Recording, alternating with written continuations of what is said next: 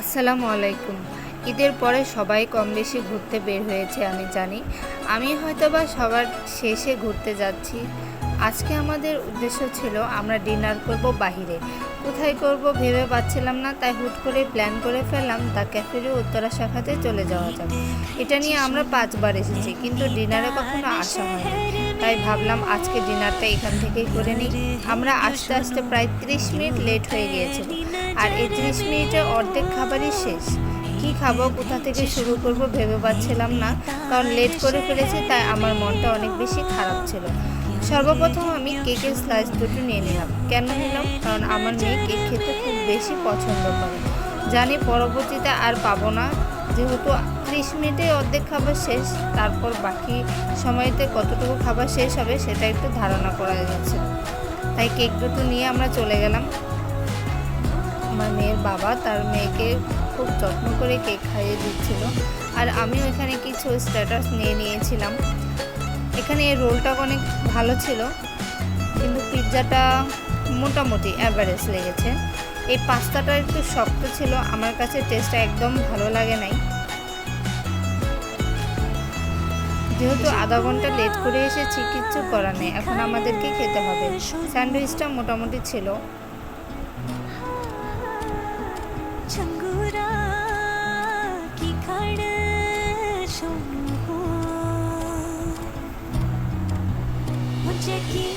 আমি কিছু খাই আর না খাই, এই সালাদটা সবসময় সব জায়গাতে গেলেই খাই।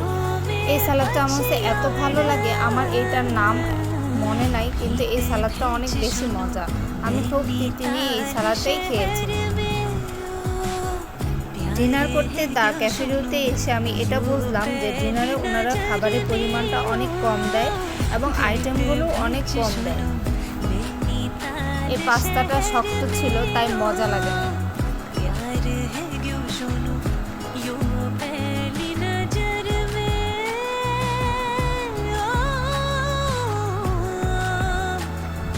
তারপর আমি কিছু মেন ফুড নিয়ে নিলাম। এখানে একটা মিট বল পেলাম, এটা ছিল নতুন আইটেম, এটা আমার কাছে খুব ভালো লেগেছে। তারপরে ছিল রূপচাঁদা ফ্রাই, পাবদা মাছের ফ্রাই, কাঁকড়া ছিল। কাঁকড়াটা জানি অনেকে খায় না, কিন্তু আমি একটু করে নিয়েছি, আমার কাছে খুব ভালো লাগে।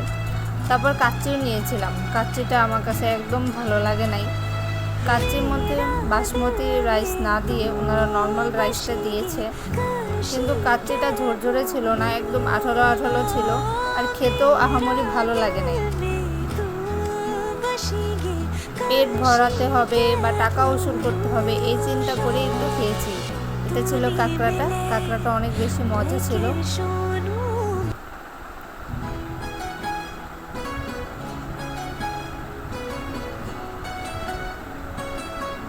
ডিনারের অভিজ্ঞতা এই প্রথম নিলাম দ্য ক্যাফেরিতে এসে।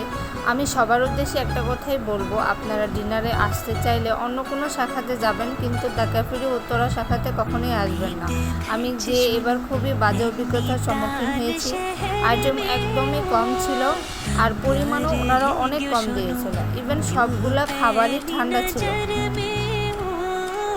এরকম অভিজ্ঞতা আমি এর আগে কখনো কোনো ক্যাফেতে যেয়ে পাইনি, এই প্রথম এসে পেয়েছিলাম। জানি না আমার লাক খারাপ নাকি ওনাদের।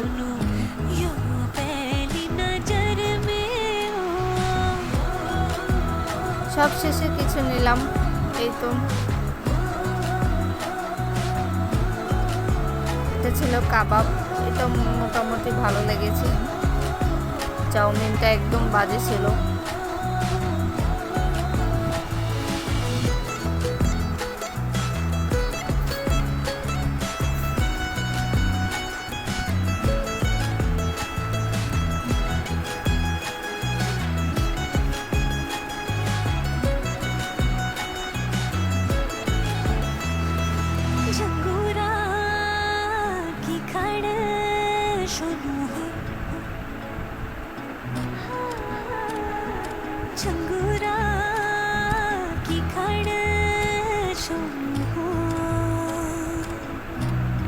এটা ছিল কাবাবের আইটেম, কিন্তু আমি জানি না এটা কি মুরগির মাংস দিয়ে করেছে না মাছ দিয়ে করেছে। মানে খেয়ে কোনো টেস্টি পাইনি। মানে আমি যে আশা করে নিয়েছিলাম সে আশা থেকে আমি আশাহত হয়েছি। যাই হোক, সবশেষে আমি একটা কথাই বলতে চাই, আপনারা ডিনারে আসতে চাইলে দ্য ক্যাফেরু উত্তরা শাখাতে কখনোই আসবেন না।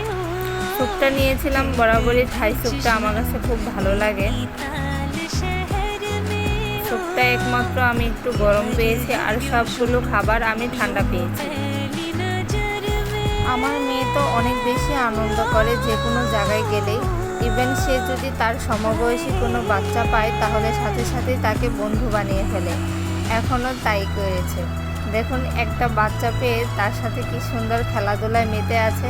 আমার মেয়ের আনন্দ দেখে যাক ভাবলাম, না, আশাতে কিছুটা হলেও অনেকটা লাভ হয়েছে। আমার মেয়ে তো অন্তত আনন্দ করতে পেরেছে, এটা ভেবে মনকে সান্ত্বনা দিচ্ছিলাম।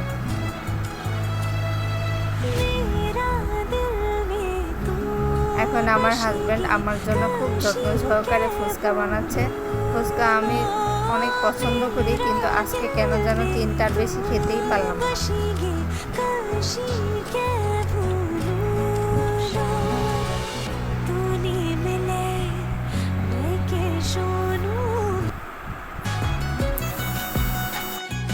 কিছু সালাড নিয়েছিলাম, সালাডগুলো মোটামুটি ভালো লেগেছে। আর দেখুন, কুকের পরিমাণটাও অনেক কম দিয়েছে। এর আগে গিয়েছিলাম তখন এরকমটা ওনারা করেনি। আর এবার যে একটা জিনিস দেখলাম, ওনাদের ফুল ডেকোরেশনটাই চেঞ্জ হয়ে গেছে। অবশ্য আমি এখানে অনেক দিন পরে গেলাম, জানি না কেন চেঞ্জ করেছে, কিন্তু এবার ডেকোরেশনটা আমার কাছে অতটা ভালো লাগে নাই। আগে একদম অন্যরকম ডেকোরেশন ছিল।